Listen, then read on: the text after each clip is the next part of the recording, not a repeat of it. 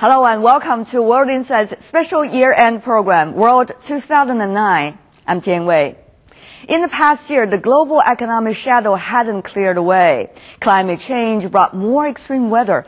A new flu virus, H1N1, spread around the world. With the help of modern transportation and nuclear threats and terrorism, still rattled regional security.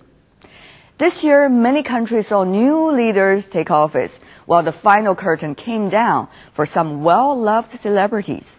In the coming 30 minutes, we will review some of the most significant stories of the year, focusing on one person, U.S. President Barack Obama, 2 summits, G20 and Copenhagen Conference, and 3 crises, nuclear, flu, and terrorism.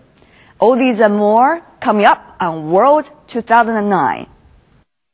This year, many global affairs are related with one political figure. He is the U.S. President, Barack Obama.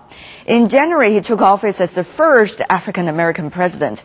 He campaigned on one promise, to bring the change to his country and the people. Daunting challenges stand before this young and energetic president. All eyes are watching how he and his Democratic Party make a break from the 8 years of the Bush administration.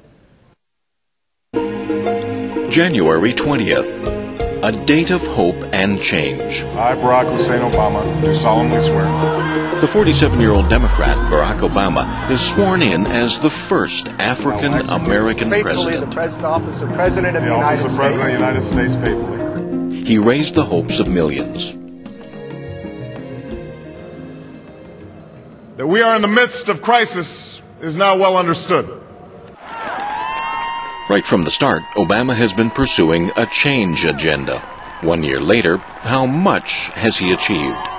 His skydiving approval ratings give some indication. 69% approved Obama's performance in the first 100 days.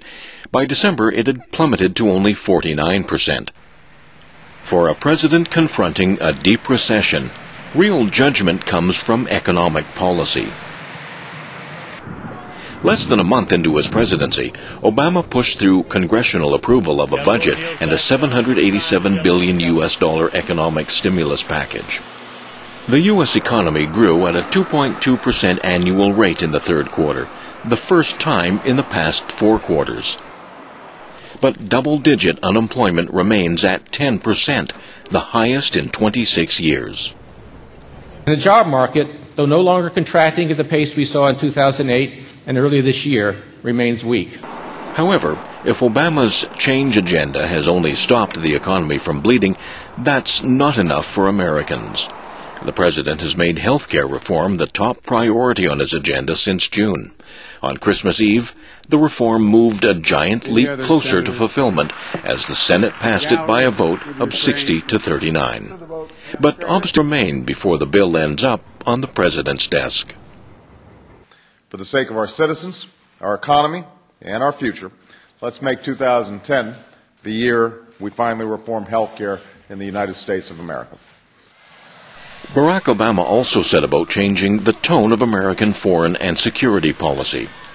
He moved quickly to reshape national security policy, aiming to rebuild the U.S. image. On the second full day of his presidency, Obama ordered the Guantanamo Bay prison camp closed. In April, he extended his hand to Venezuelan President Hugo Chavez, a longtime critic of U.S. policies. He eased restrictions on Cuban Americans traveling to Cuba and removed limits on remittances to their relatives. I would like to speak clearly to Iran's leaders.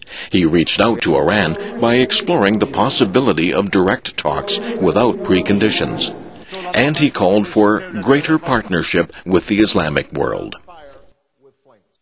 The United States is not and will never be at war with Islam. The Obama administration also announced a reset in relations with Russia. He reaffirmed the alliance with Japan in his first visit to Asia. But he was criticized for his bow to the Japanese emperor. Some said the U.S. leader should stand tall when representing America overseas.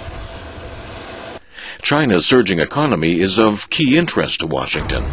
It's boasted an annual growth of around 9% and is poised to overtake Japan's as the world's second largest. Obama stated the U.S. intends to deepen the two nations' strategic and economic dialogue and move forward in a spirit of partnership. Then came the big surprise. The Nobel Peace Prize went to a president in office for just 9 months.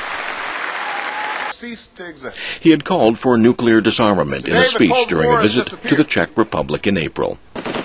But just 9 days before he accepted the prize in Norway, he announced 30,000 more soldiers for Afghanistan. With the prize, the expectation of a world crying out for strong leadership weighs heavily on his shoulders. Allies and foes alike are closely watching him to put his own stamp on the future of the United States. It is still too early to define Barack Obama's success after just 1 year, but the U.S. is still the only superpower in the world. What the country will be in the future and how its foreign policy will change may have a significant impact on the world. Coming up next, we look at the fate of some of the other big names in the world during 2009. Former South Korean President Roh Moo-hyun commits suicide at 62.